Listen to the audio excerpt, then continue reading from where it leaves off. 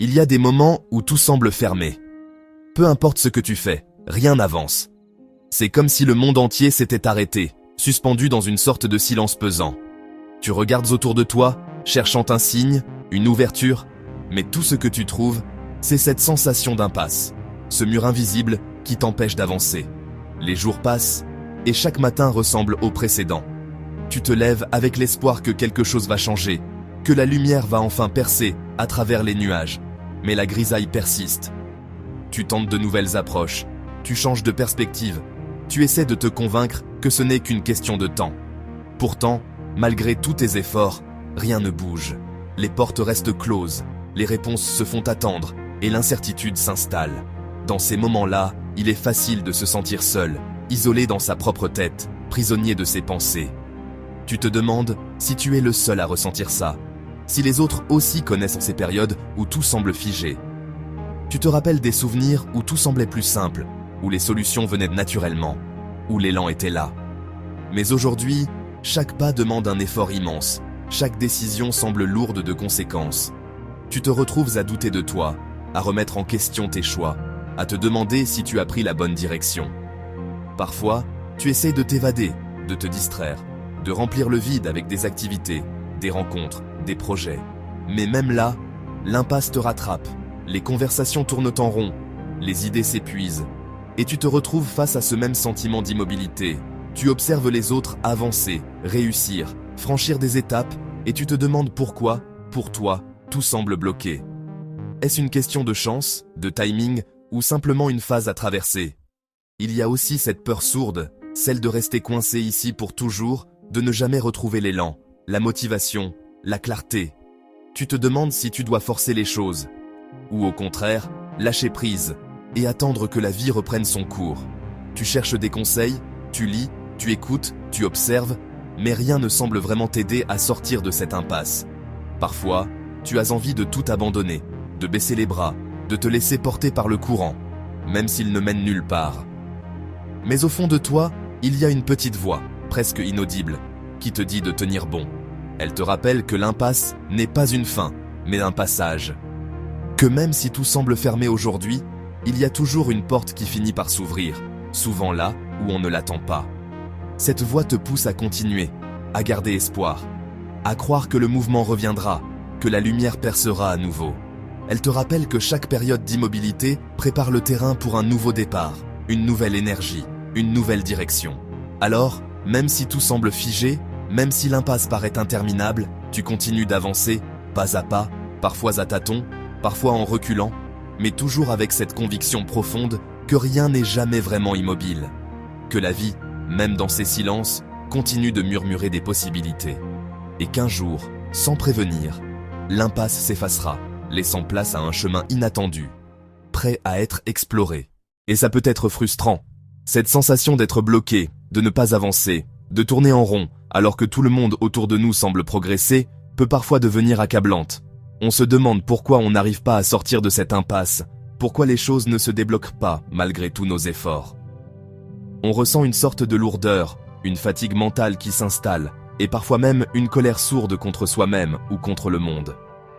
Mais ce que peu de gens comprennent, c'est que ces périodes ont un rôle. Elles ne sont pas là par hasard, ni pour nous punir, ni pour nous faire échouer. Au contraire, elles sont souvent le prélude à une transformation profonde. Prenons un instant pour réfléchir à ce que signifie vraiment la frustration.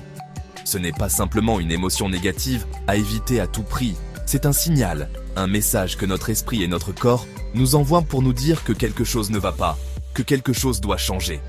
La frustration naît souvent d'un décalage entre nos attentes et la réalité, entre ce que nous voulons et ce que nous avons. Mais au lieu de la voir comme une ennemie, si on essayait de la considérer comme une alliée, une sorte de guide intérieur qui nous pousse à évoluer.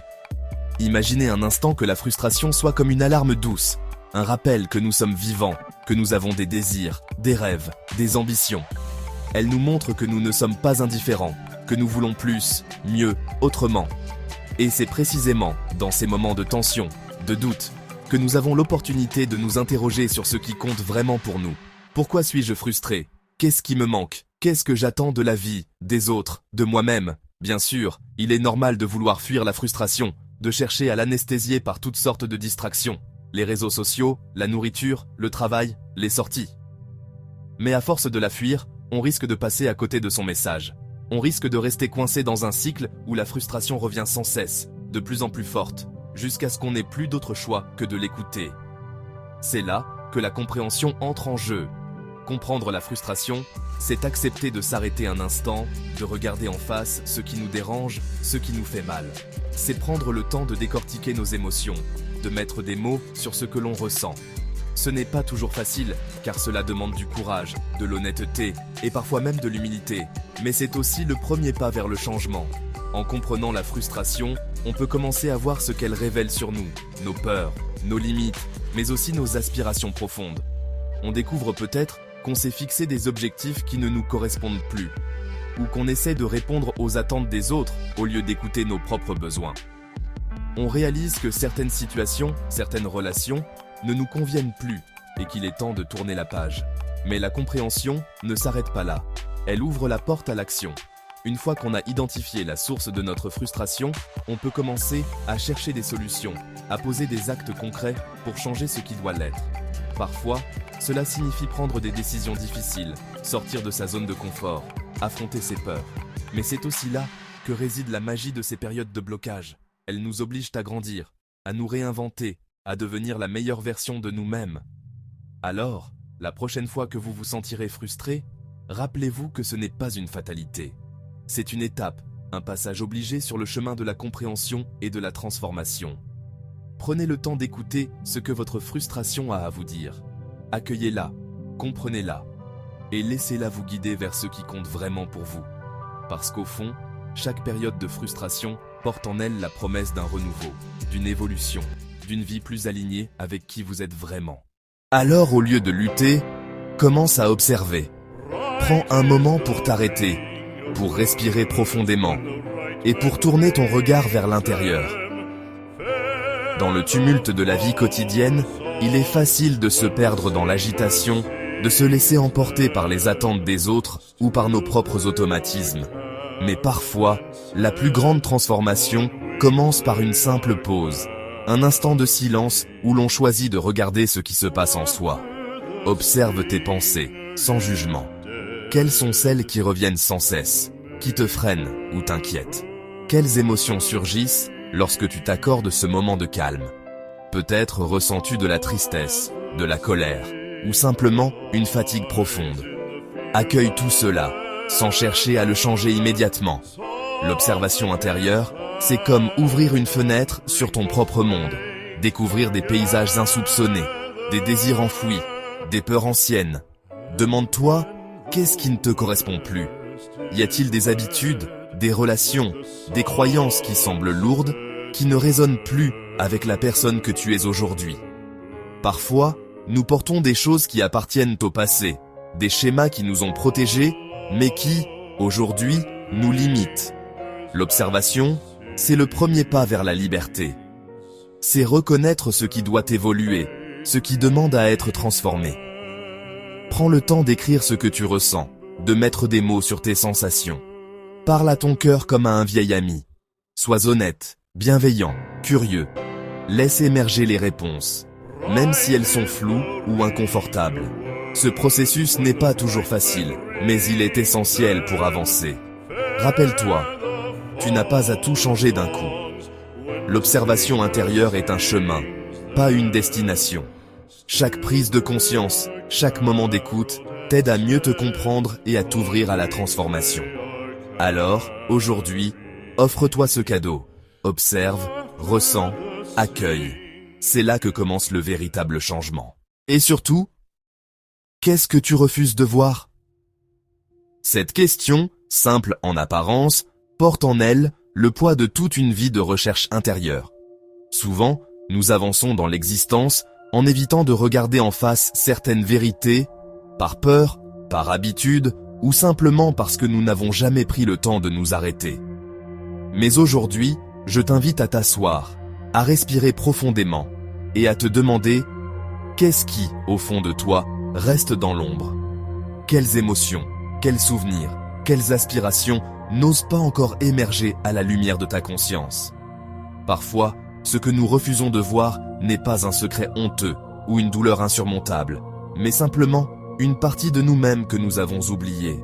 Peut-être est-ce un rêve d'enfant, une passion abandonnée, ou une vérité sur notre propre valeur que nous avons laissée de côté. Le frère Élisée, guide spirituel Eugeto, nous rappelle que l'âme et l'esprit sont les véritables maîtres de notre existence.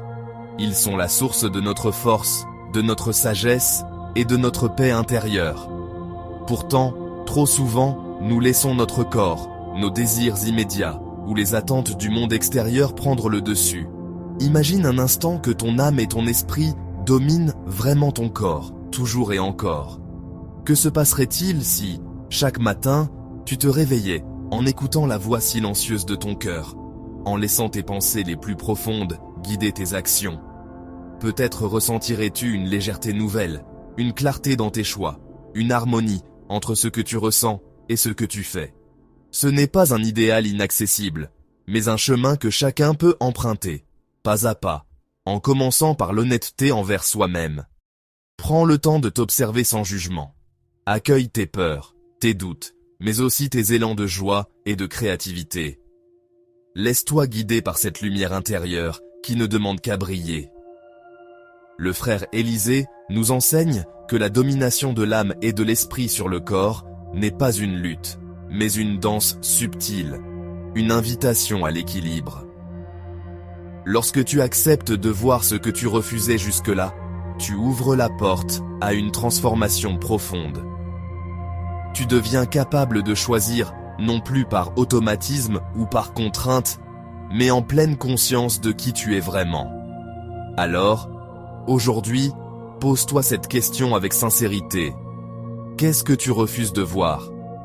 Peut-être découvriras-tu une vérité qui t'apportera la paix, la force ou l'inspiration dont tu as besoin pour avancer.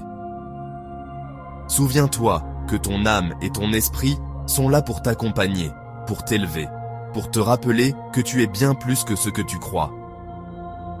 Ose regarder en toi, ose accueillir toutes les facettes de ton être et laisse la lumière de ta conscience illuminer ton chemin.